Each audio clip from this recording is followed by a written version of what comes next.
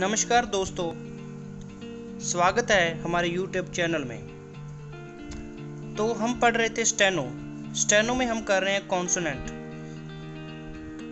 कल हमने डिस्कस किया था कि जो कॉन्सोनेंट्स हैं वो टोटल 26 होते हैं और उसको 3 कैटेगरी में हम डिवाइड कर देते हैं। पहले होते हैं लाइंस।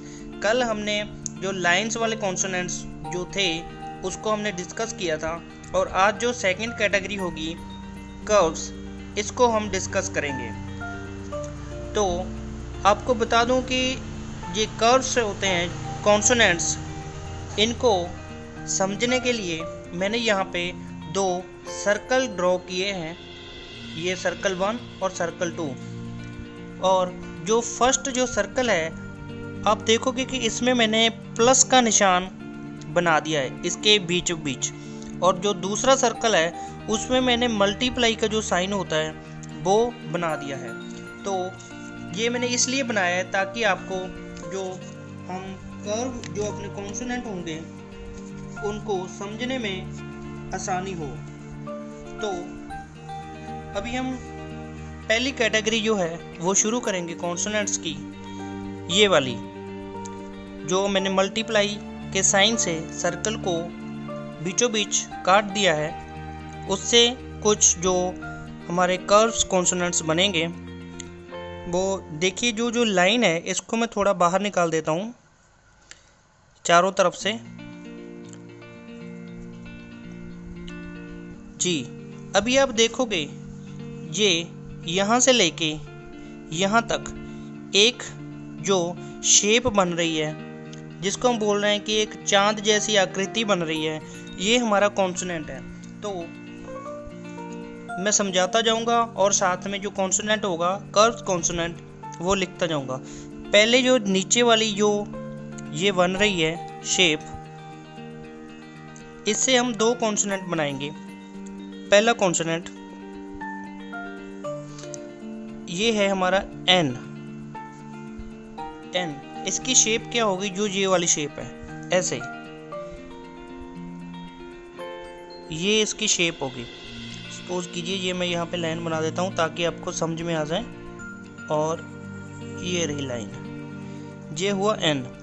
तो ऐसे हमारा एन कॉन्सोनेंट बनेगा। देखिए दोबारा से, एक बात का आपको ध्यान रखना है कि जो इसकी गोलाई है ये बिल्कुल प्रॉपर होनी चाहिए, और ये साइड से जैसे ये देखिए दोनों साइड से बराबर है। ऐसा नहीं है कि ये वाला ऊपर आ रहा है और ये वाला नीचे आ रहा है, ये बिल्कुल सेम होना चाहिए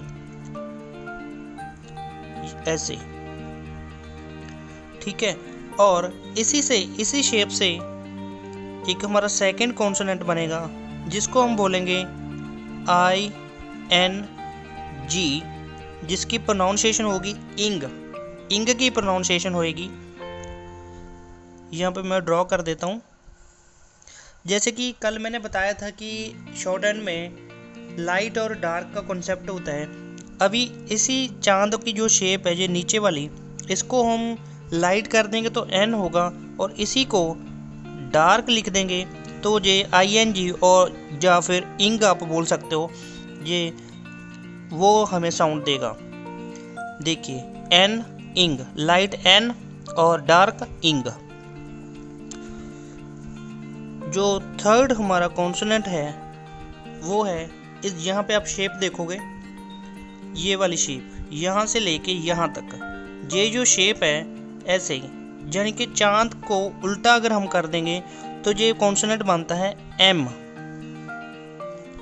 यहाँ पे मैं लाइन ड्रॉ कर रहा हूँ। इसको बनाना कैसे है, ये शेप बिल्कुल ऐसे प्रॉपर ऐसे होनी चाहिए, ये ऐसे M M M। अभी ये भी बन गया लाइट N डार्क इंग, और ऊपर वाली शेप M। इसमें सिर्फ लाइट ही होता है, ये डबल नहीं होता, ये N वाला डबल होता है। अभी हम ये बात करेंगे इस जो साइड वाली जो शेप बन रही है साइड में, ये शेप, इसको हम बोलेंगे, मैं साथ साथ यहाँ पे भी लिख देता हूँ ताकि आपको इजी हो, M N इंग। जो इस तरफ जो शेप बनेगी इसको हम बोलेंगे इथ। ये साउंड देगी, जैसे कि मैंने आपको बताया था कि स्टेनो जो होती है वो साउंड बेस होती है, तो ये साउंड देगी, जो साइड वाली साउंड होगी इथ। ये हमारा फोर्थ कॉन्सोनेंट होगा इथ। यहाँ पे मैं लाइन बना रहा हूँ, तो शेप कौन सी होगी, इथ। ऐसे देखोगे ना आप, यहाँ से लेके यहाँ तक, ऐसे ही इथ इथ इथ। और अभी यही शेप इधर से बात करेंगे तो ये बन जाएगी एस। एस की साउंड होगी, ये हमारा फिफ्थ जो कॉन्सोनेंट वो बन जाएगा इसका बिल्कुल उल्टा। जैसे एन, एन का उल्टा एम, वैसे ही इथ, इथ का उल्टा एस।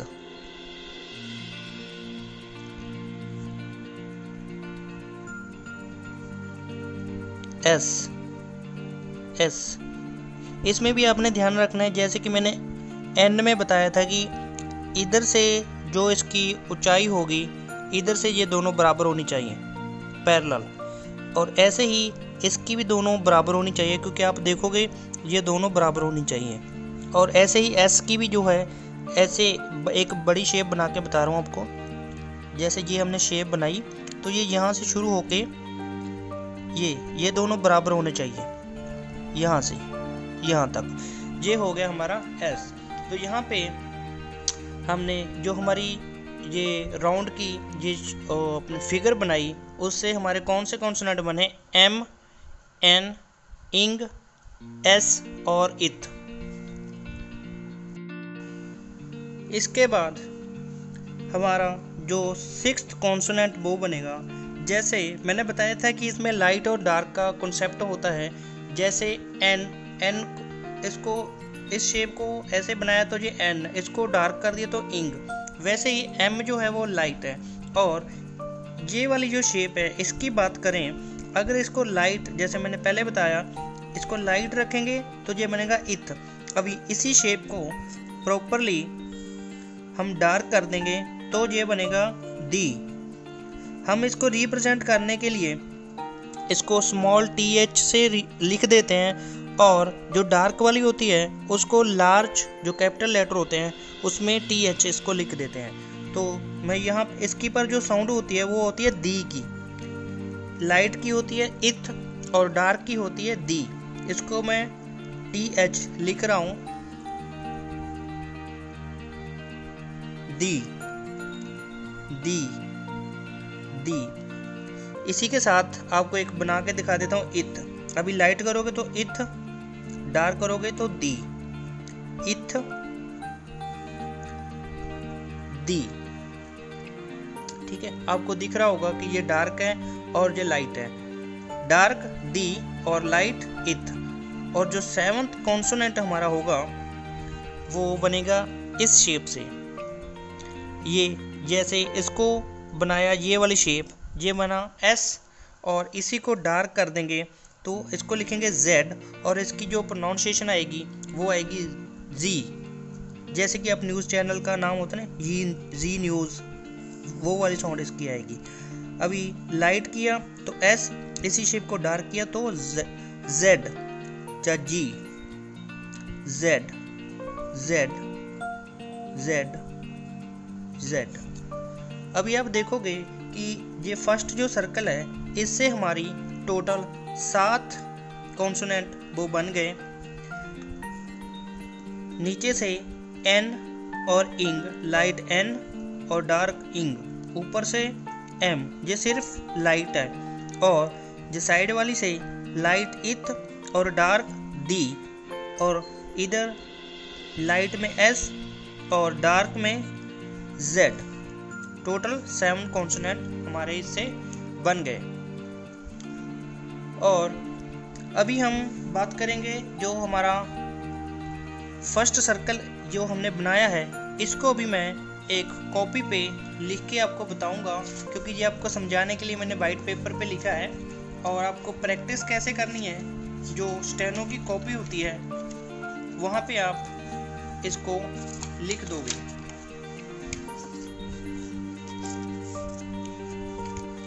मैं एम से शुरू कर रहा हूँ। एम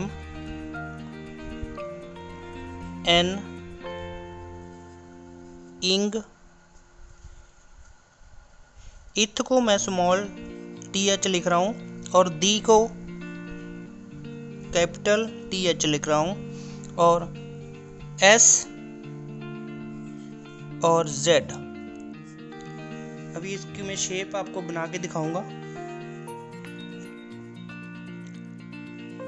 एम एन इंग इथ दी एस जेड। जैसे मैंने कल आपको बताया था कि आपको इसकी प्रैक्टिस करनी है, ऐसे ही इन कॉन्सोनेंट्स की आपको प्रैक्टिस करनी है। इसके भी आपको 10 पेजेस, मिनिमम 10 पेजेस आपको लिखने हैं। ये तब तक आपने लिखना है जब तक कि इनकी जो शेप है वो प्रॉपर नहीं बन जाती। अभी मैं आपको एक लाइन नीचे लिख के और बता देता हूँ कि प्रैक्टिस कैसे करनी है। आपको इसकी शेप बनानी है और साथ ही साथ इसको प्रोनाउंस भी करना है, और ऐसे इस डायरेक्शन में इसको लिखना है। इस डायरेक्शन में बिल्कुल नहीं लिखना जैसे आप ये लिख रहे हो M M M M M, नीचे एम एम लिख दिया, वो नहीं लिखना आपने। आपको वो डिफरेंट कॉन्सोनेंट जैसे लाइन में मैंने लिखे हैं वैसे ही लिखने हैं, एम एन इंग इथ दी एस और जेड।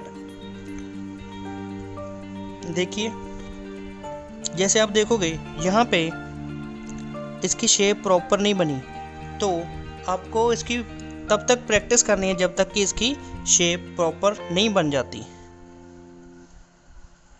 एम एन इंग इथ दी एस जेड। एम एन इंग इथ दी एस और जेड। ऐसे ही आपको इसके 10 पेजेस वो प्रैक्टिस करनी है। दोस्तों जैसे कि हमने देखा कि हमारे जो कॉन्सोनेंट्स हैं इसको हमने 3 कैटेगरी में डिवाइड किया था। उसमें से जो फर्स्ट कैटेगरी है वो हमने कल की थी, और जो सेकंड कैटेगरी कर्व्स उसका जो एक पार्ट हमने अभी किया है।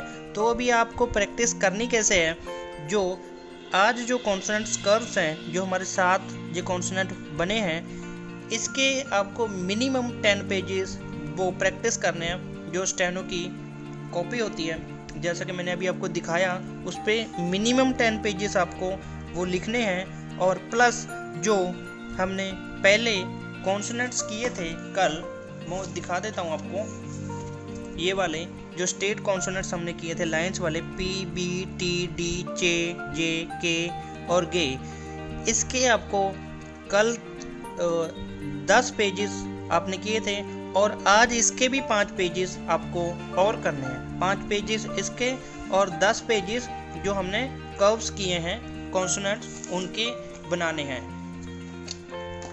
यदि आपको जो आज पढ़ाया गया है इसमें कोई भी डाउट है, आपको कुछ समझ में नहीं आ रहा, तो आप हमें कमेंट बॉक्स में जाकर अपना जो डाउट है वो बता सकते हैं, और हम आपको पूरा समझा देंगे जो नेक्स्ट वीडियो होगी। क्योंकि जो इस वीडियो में आपको कुछ नहीं समझ आया तो वो हम नेक्स्ट वीडियो में आपको समझा देंगे, क्योंकि मैंने कल भी बताया था कि ये इंटर रिलेटेड होता है। अगर आपको एक चीज़ समझ में नहीं आएगी तो आपको दूसरी वाली बिल्कुल भी समझ में नहीं आएगी। इसलिए हमको जो डाउट्स हैं वो डे बाय डे डेली के हमें क्लियर करते जाना है। तो अगर आपका कोई भी डाउट होगा तो आप हमें कमेंट बॉक्स में पूछ सकते हैं। तो आज के लिए इतना ही। तो कल हम करेंगे जो सेकंड सर्कल है उसके जो कॉन्सोनेंट बनेंगे उसके बारे में। तो बने रहिए हमारे साथ और चैनल को सब्सक्राइब करें और वीडियो को लाइक और कमेंट ज़रूर करें।